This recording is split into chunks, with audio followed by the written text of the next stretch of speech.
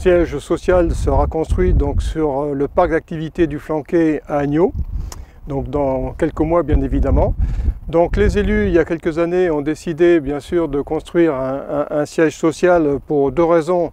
La première principalement parce que le siège social actuel donc, est exigu par rapport à l'embauche de nouveaux agents donc, et aussi manque de convivialité.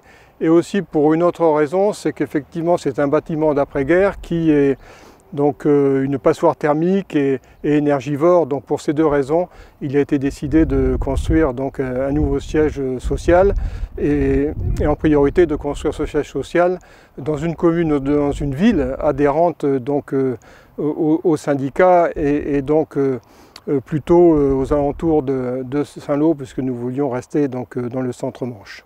Donc ce bâtiment, contrairement au précédent bâtiment, donc à notre siège social actuel, qui n'était plus du tout un bâtiment démonstratif par rapport aux multiples compétences que nous avons en matière de développement durable, ce futur siège social, lui, par contre, sera très démonstrateur des nouvelles technologies, des innovations en matière d'économie d'énergie. Il produira de l'énergie. Nous avons voulu effectivement avoir véritablement un bâtiment exemplaire et démonstrateur de toutes ces nouvelles technologies. Ce futur siège social a un coût, donc c'est un coût important pour le syndicat départemental des énergies de la Manche. C'est de l'ordre de près de 5 millions d'euros. Bien évidemment, mais nous pensons bien sûr faire aussi des économies au niveau du fonctionnement, puisque ces économies sont estimées de l'ordre de 100 000 euros annuels.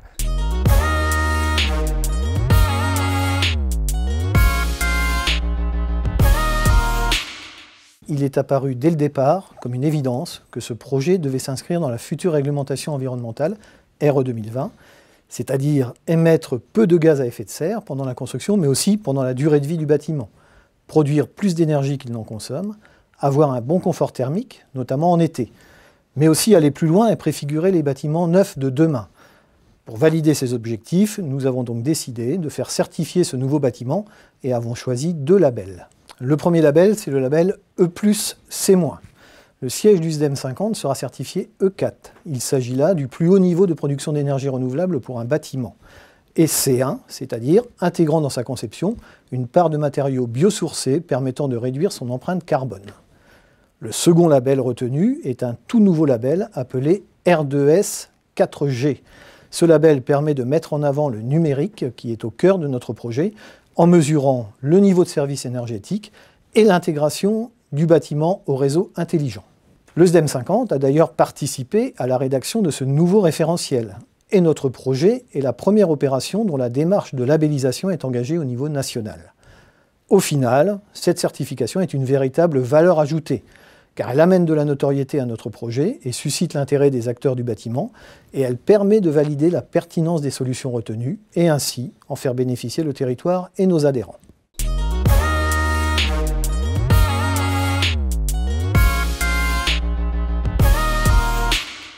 Le futur bâtiment va être doté d'un chauffage géothermique sur sonde verticale qui va permettre d'assurer le chauffage, mais aussi une fonction de géocooling qui vise à assurer un rafraîchissement lors des fortes températures.